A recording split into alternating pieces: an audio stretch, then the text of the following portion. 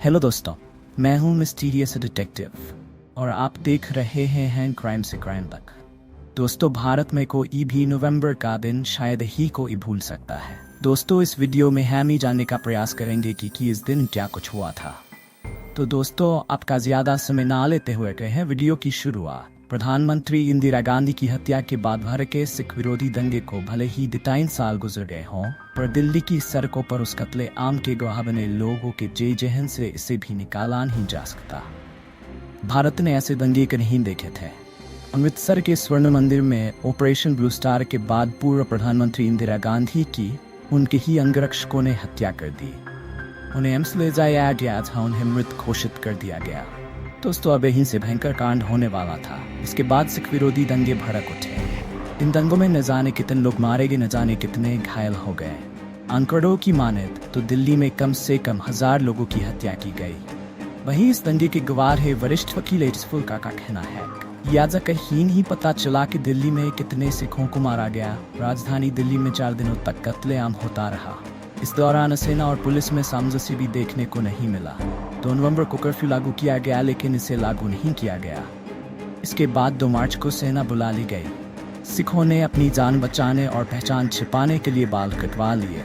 लोगों को यह नहीं पता चला कि आखिर उनका क्या कसूर है। उनका पूरा परिवार तबाह हो गया। सियासत ने इंसानियत की हत्या करवा दी। 4 दिनों के बाद हजारों परिवार उजड़ गए और बस्तियां खाका हो गई। आज न्याय की तलाश में एक पीढ़ी गुजर बचे हुए लोग आज भी उस मंजर को याद कर रोने लगते हैं और अपनों की मौत पर अफसोस करते हैं। दिल्ली के ख्याला में रहने वाली सिख दंगे से पीड़ित परमजीत कौर ने अपने ताऊ बख्तू सिंह को खोया है। उन्होंने बताया कि जब मैं 8 वर्ष की सुबह का समय था, हमारे घर में सभी टीवी देख रहे थे। तभी टीवी के जरिए पता चला कि इंदिरा गांधी की हत्या कर दी। फिर पता चला कि दंगा हो गया है और सिखों को मारा जा रहा है। मेरे पिता गुरुद्वारे के प्रधान थे, तो हम मेरे ताऊ को साथ लेकर 6 से 7 लोग मंगोलपुरी थाने की ओर निकल गए। इतने में ही मेरे ताऊ को दंगाइयों ने पकड़ लिया। बाकी सारे लोग जैसे तैसे अपने जाकर वहां से भागे। मेरे पापा उन्हें बचाने के लिए बढ़े, लेकिन साथ वाले उन्हें वहां से ले गए। देखते देखते ही मेरे पिता के सामने ही ताऊ को दंगाइयों ने जिंदा जला दिया। इसके बाद सभी लोग आनंद फानन में थाने पहुंचे तो एसएचओ साहब ने छिपने के लिए जगह दी। दंगाइयों को पता चला कि सिख थाने में छुपे हैं, तो उन्होंने थाना घेर लिया। इतने में ही थाने के अंदर खून से सना हुआ एक ट्रक पहुंचा। एसएचओ साहब ने तुरंत दिमाग लगाया और सभी सिखों को वहां से ट्रक में बैठने के लिए कहा, ताकि ये कि हस्बी लोग मरे हैं। इसके बाद एसएचओ ने उन दंगाइयों को समझाया तो वह वापस चले। फिर सभी सिखों को एक स्कूल में सुरक्षित स्थान पर पहुंचाया गया। इस तरह से घर बाकी लोगों की जान बची। पीड़ित परमजीत कौर बताती हैं कि हमारे घर जब दंगाइयों ने हमला किया तो मैं, मम्मी, बुआ और उनके बच्चे पड़ोसी के घर जाकर छुप गए थे। उस समय मैं 3री कक्षा में थी। उस दौरान हम छत पर थे, तो मैंने धीरे से देखा कि एक ऑटो में 3 लोगों को दंगाइयों ने जिंदा जला दिया। मेरे पसीने छूट गए थे। आज भी वह समय याद करती हूँ तो रोंगटे खड़े हो जाते हैं। उन्होंने बताया कि दंगा करने वाले लोग हमारे घर का सामान तक लूट कर ले गए थे।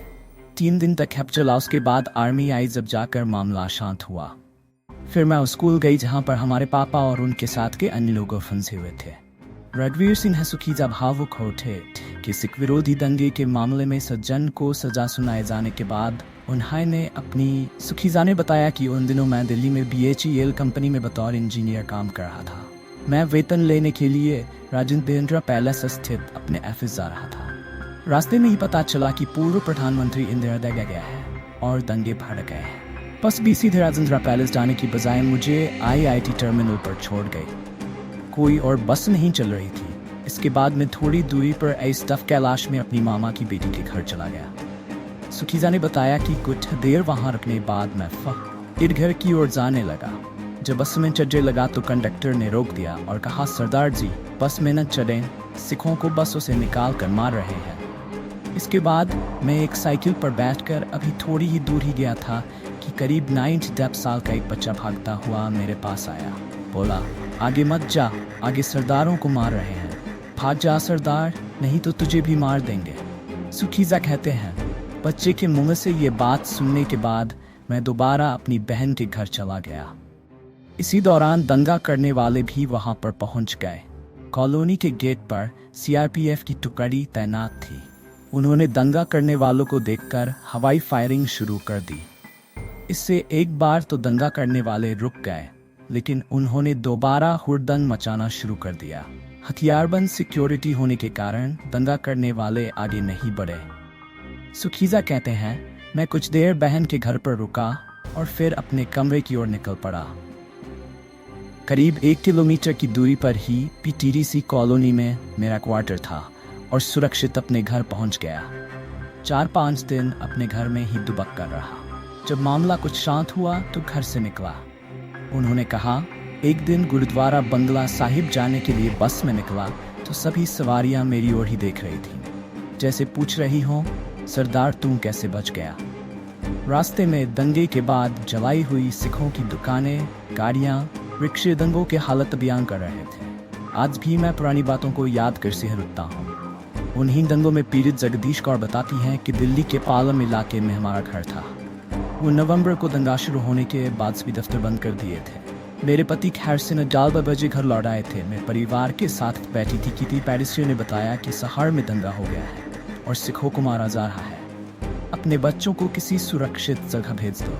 4 बच्चों को पड़ोस के घर में भेज दिया गया। दोपहर करीब 1 बजे गई घर में घुस आए। मेरी आंखों के सामने उन्होंने मेरे पति और बेटे और मामा के तीनों बेटे को मौत के घाट उतार दिया। देखते ही देखते उन्होंने घर में आग लगा दी।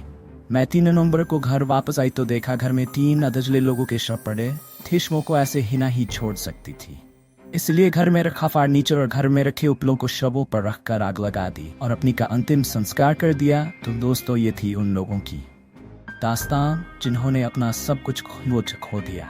दोस्तों, दंगे किसी भी देश के लिए सही नहीं होते, विशेषकर विकासशील देशों के लिए। आपको ये वीडियो कैसे लगी हमें कमेंट करके जरूर बताएं। साथ चैनल को सब्सक्राइब जरूर करें, लाइक करें। धन्यवाद।